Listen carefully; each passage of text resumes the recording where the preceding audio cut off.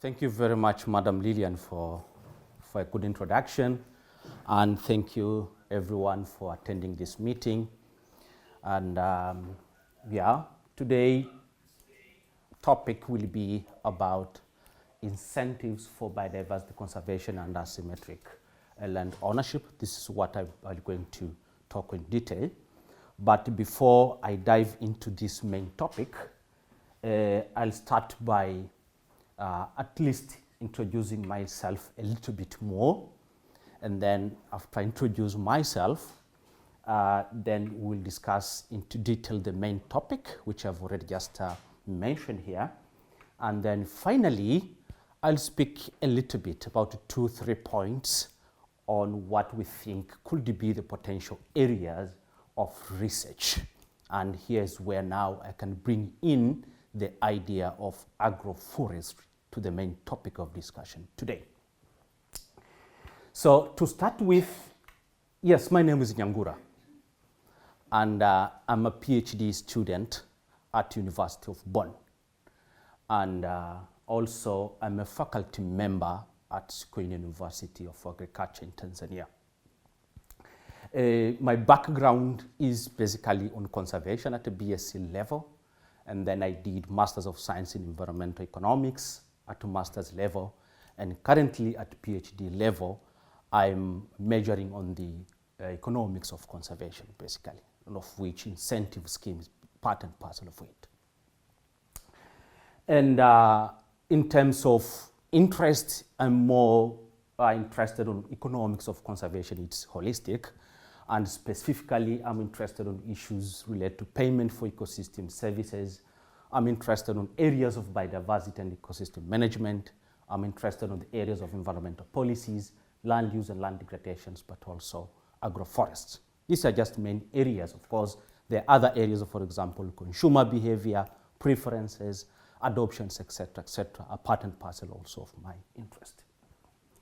In terms of methodology, I'm interested on the lab in the field experiment. Is just one type of research methodology in experiment economics, but also decision analysis, which is a holistic methodological approach, and also cost-benefit analysis. Today, I'll speak more about payment for ecosystem service and lab in the field experiment. But here at Wrighton, I'm more engaged on the issues related to agroforestry, cost-benefit analysis, and issues related to land use. And here I would like also to acknowledge Madam Lillian, who is not here, of course, but also Professor Mombo, who's my local supervisor, and Professor Ulrich. We have also had an interaction at some point with Professor Marco with related to these issues. And probably in the coming time, maybe a month or two, I may or we may discuss the results of what I've been doing here.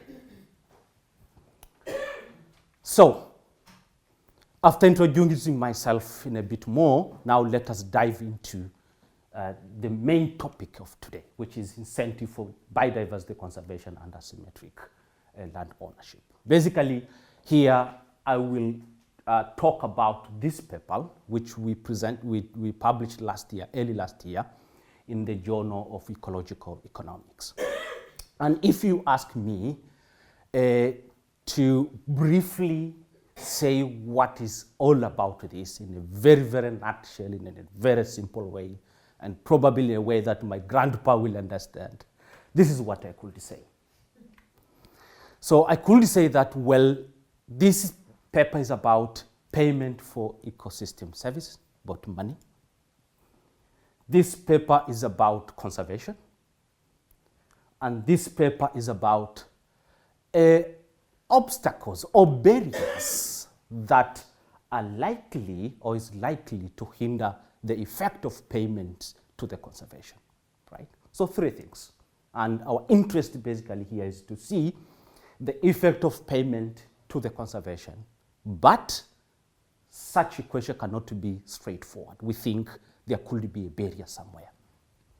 Let us dive into detail of this. And to start with, let me try to give a bit of motivation of this paper. We are motivated by the old ideas of deforestations and biodiversity loss, which I think it is common to almost most of us. That is one of the critical environmental challenges now. And these challenges has been continued to grow day and day, time and time, despite the protected establishment of protected area. Protected area has been one of the common policy, at least at a global level even, which actually tries to preserve the biodiversity we have. But still yet, the biodiversity loss is alarming. It's still going on. And the issue here is that protected areas, the way they are established, they are a little bit isolated. You'll find one protected area somewhere there, another one somewhere there. So such kinds of arrangement of protected area, the way they are established, it really limits the flows of ecosystem service from one protected area to another, all right? And so there is a need really to enhance the landscape connectivity. So this is what you could imagine. You have a protected area here, you have another one here, and here between is the area that needs to be conserved to ensure that you have a connectivity. Otherwise, you'll end up into have a small pockets of the protected area, which doesn't really help that much. And this area is then the ecological corridor. This is the ecological corridor that we are referring to here. This is the landscape in between. So we need now to come up with policy, appropriate policy, okay, to make sure that this landscape is conserved. In Tanzania particularly, this land is owned by farmers.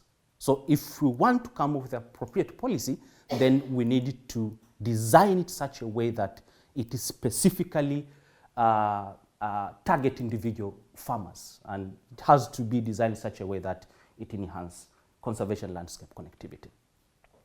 Now, there are many policies so far, and one of which is payment for ecosystem services. And, but effectiveness of this PES depends on the design. It depends how you design PES. For example, one aspect of designing the PES based on the levels of payment, right? You can pay 2, someone you can pay 5, someone you can pay 6. Again, this creates differentiation in terms of design. It depends on targeting. Who are you target? Do you target community or you target individual? That's an example. It depends on contract time, for example, right? For how long you'll be paying these people, etc., etc., and many other conditionalities. So one of the conventional payment, it's a fixed payment scheme. And this fixed payment scheme, it operates in this way, that you just pay someone when he or she conserve. You conserve 1 acre, then you'll pay based on what you have conserved, basically. Now, what the challenge of this conventional payment scheme is that it is likely to result to what we call the fragmentation. It is very possible in a landscape, this is the corridor, and you want to conserve. This means one will conserve somewhere here, another one here, another one there.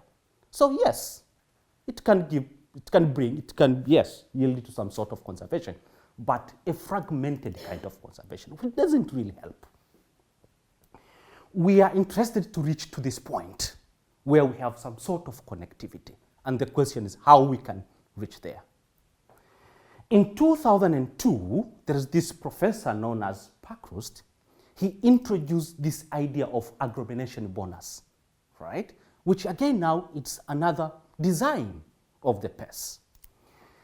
In one of his seminal work, he introduced this bonus, and this bonus, it works in this way.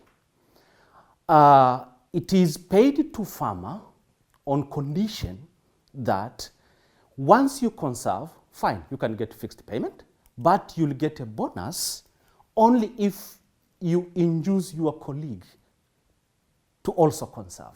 So if I have my 1 acre here, and then yours is somewhere close to me, then if I persuade you to conserve, then I'll get a bonus. And of course, we'll get both bonus. And that's what we call the agglomeration bonus. So in the first place, up to here, what we can see is that in either of the design, in either of the modality, whether it is fixed payment or fixed payment plus agropension bonus, both designs, at least it can influence farmers to conserve.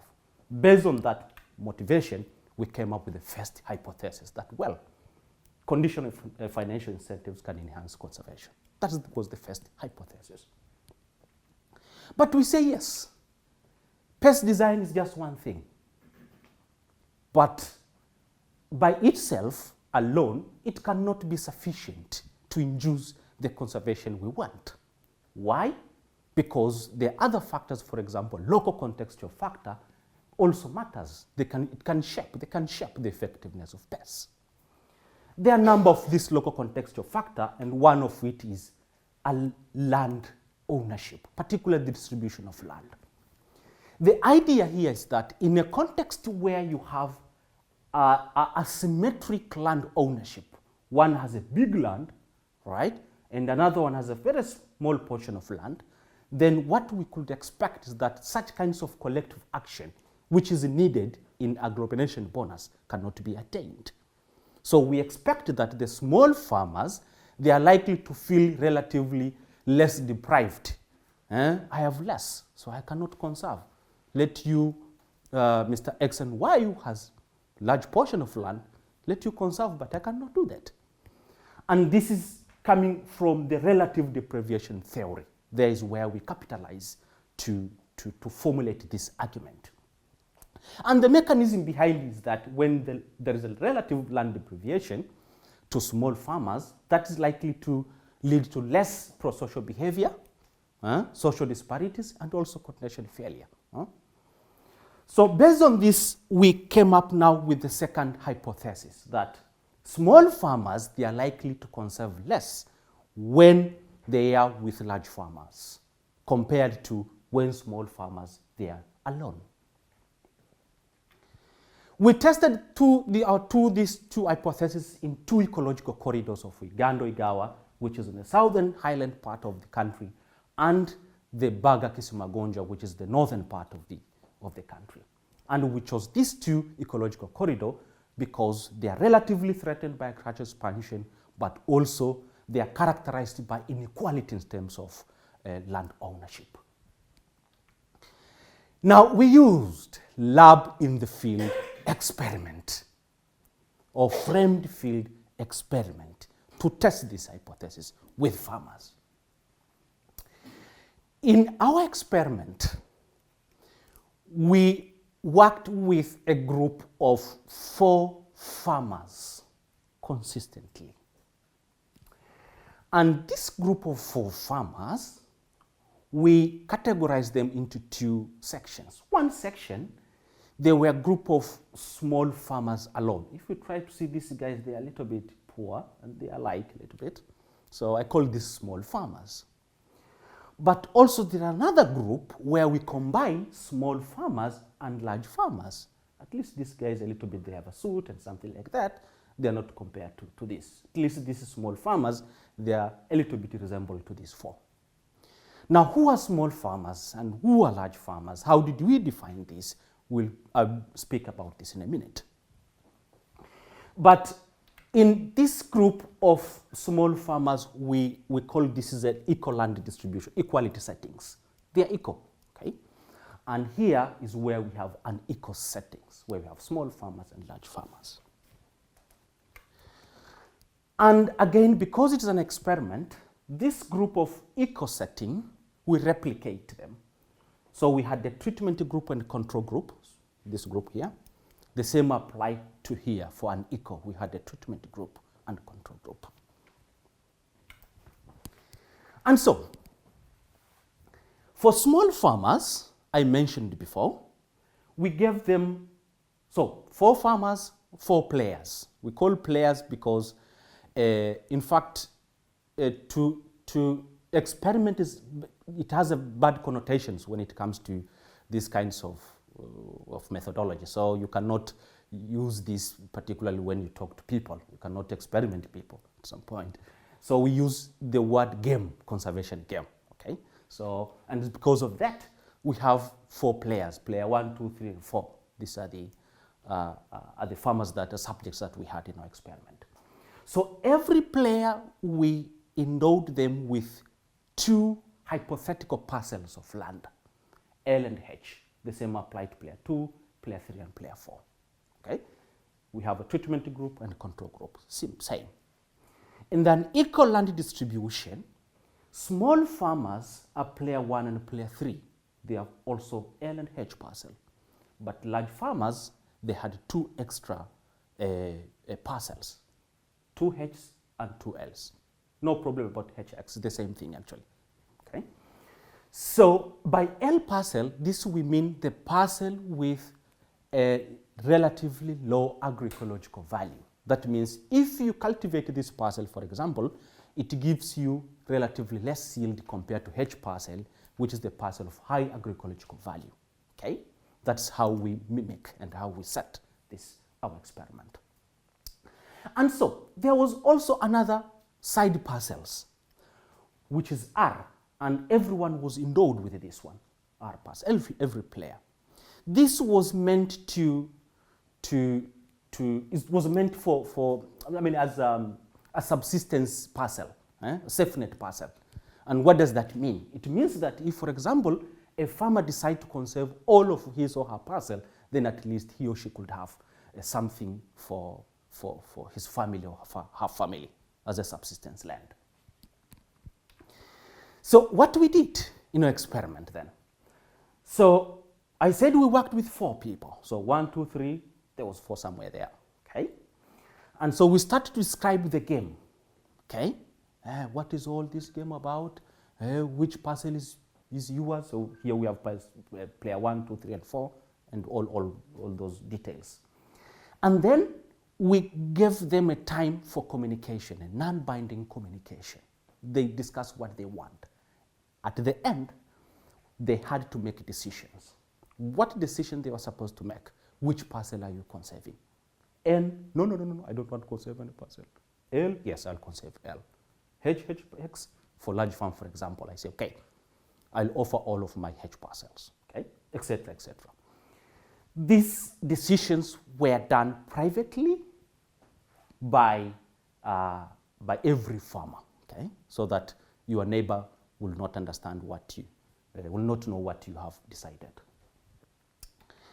So these decisions were done in 3 rounds. So every player, every individual in this group, they had to make their decision in the first round, in the second round, and in the third round consecutively. In the first round, before they made decision, we offer this conservation sensitization. Conservation is important for carbon, for etc., etc., etc. And then after that, we introduced the first treatment in the second round, which is fixed payment, okay? And this was only for the treatment group. And then in the last round, we introduced the second treatment, of which we add bonus on top of fixed payment. This applied only for the treatment group in eco setting and in an eco setting. For the control group, in both settings, we maintain the baseline treatment. So, in every decision farmer, the decision that farmers have to do, there is a payoff, okay? There is a cost, for example, in a really well situations that if we conserve, then there is a cost that you have to incur, right? But also if there is a payment, it means there's some sort of compensation. Now, how did we integrate that in our experiment, in our game? So there was 2 types of payoff, personal payoff and also public payoff. And I'll narrate a little bit about both. About personal payoff was a function of agricultural benefit, how you get. What are you getting from your land if you decide to cultivate? But also the fixed payment, if you say you conserve, how much payment you get, and agglomeration bonus, which applies for the third round. You have a question? No. Ah, okay, so yeah. Okay, feel free if there is something that is not clear, I'm happy. So in terms of agricultural benefits, we set, this is a hypothetical figures.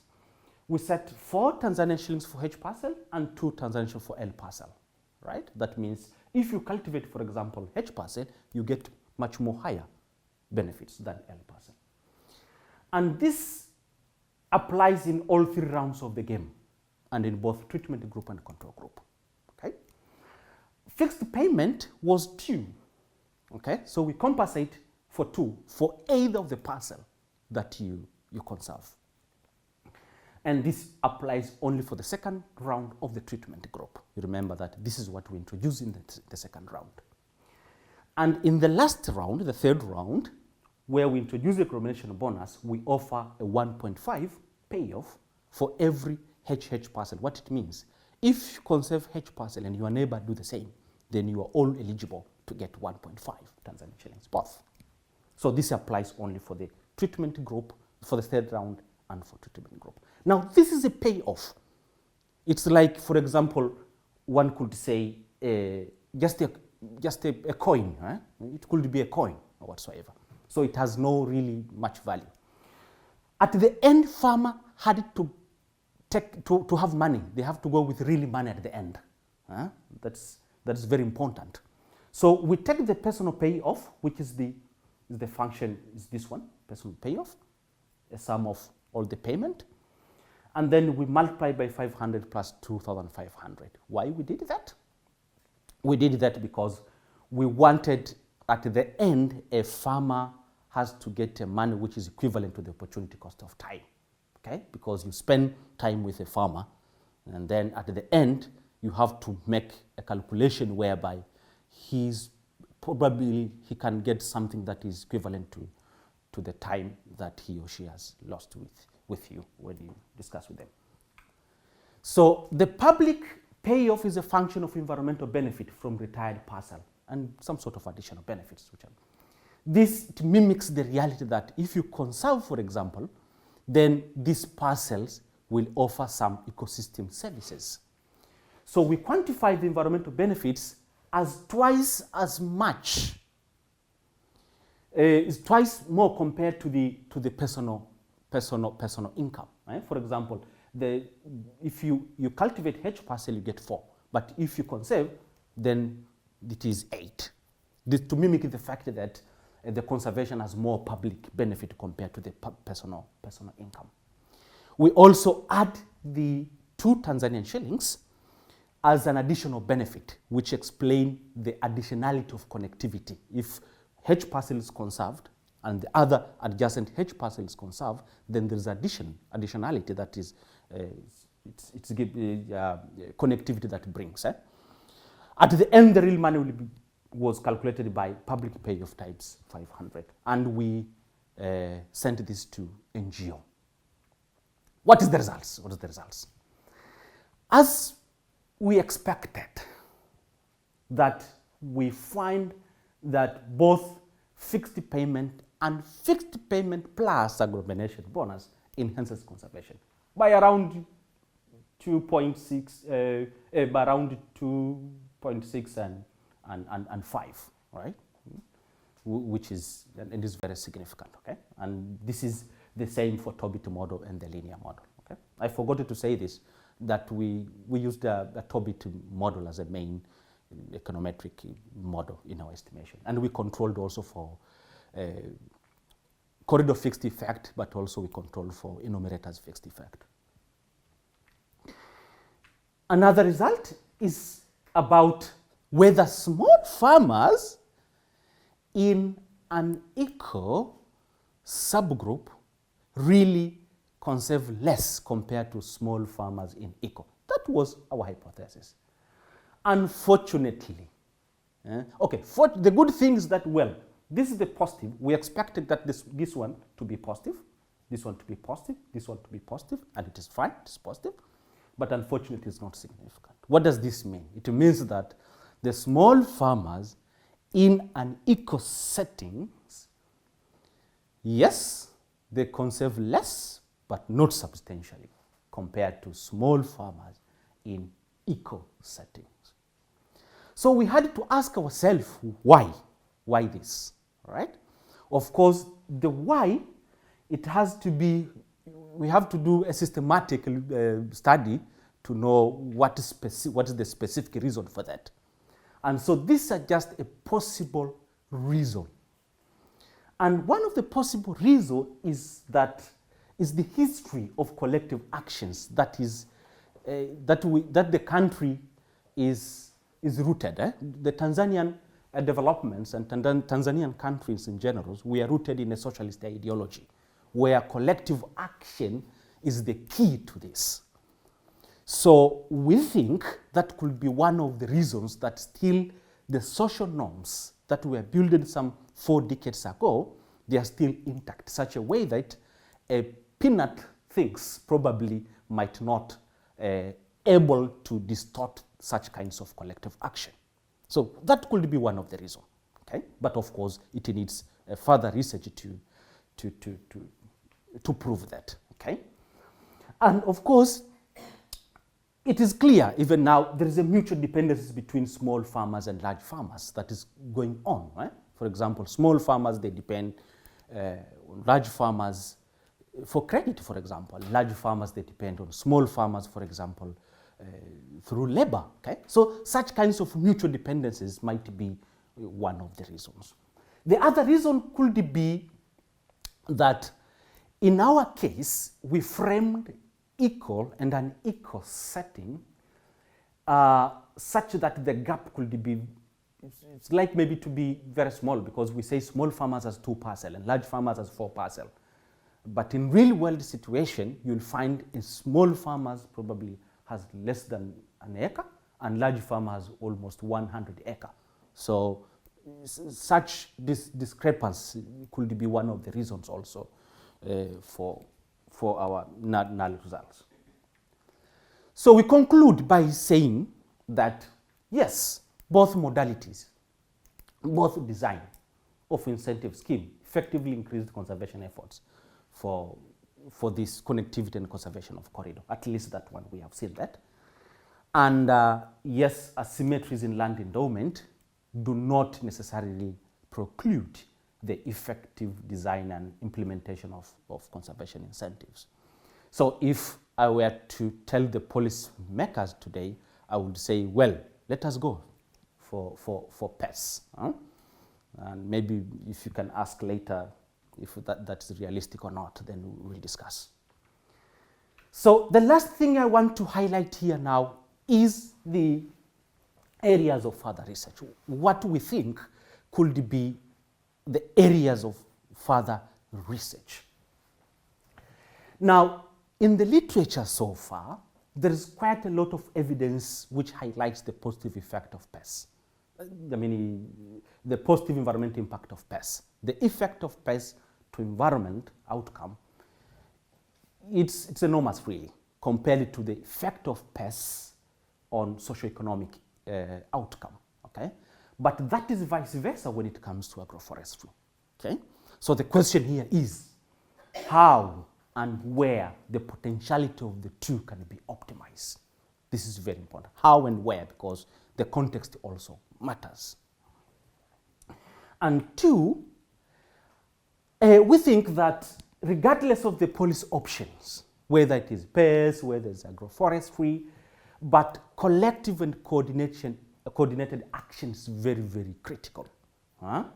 It's very important because it makes less sense if Mr. X at some point adopts agroforestry practice and then Mr. Y somewhere else adopted the same. When it comes to ecological functionality of the area, it makes less sense. But collective action, I think, it's likely to make more sense. The question then will be how collective and coordinated actions can be enhanced, and what could be the determinants for such kinds of collective action. Lastly, but not the least, it is very, very important for pest and agroforest policies to be integrated with other related policies, for example, agricultural policies, water, forestry, wildlife, and land. That is very important. And I can give you just one example in Tanzania. Currently, our agriculture policies motivate the, well, we do subsidize agriculture, at least through fertilizer, right? But the question is, should we really continue to do that for each crop, everywhere? Or it is better to contextualize it. For example, if we continue to subsidize that in an ecological sensitive landscape, it means you increase the opportunity cost of land, and it's likely to be more cost effective, I mean, less cost effective to implement conservation measures. Thank you very much for listening.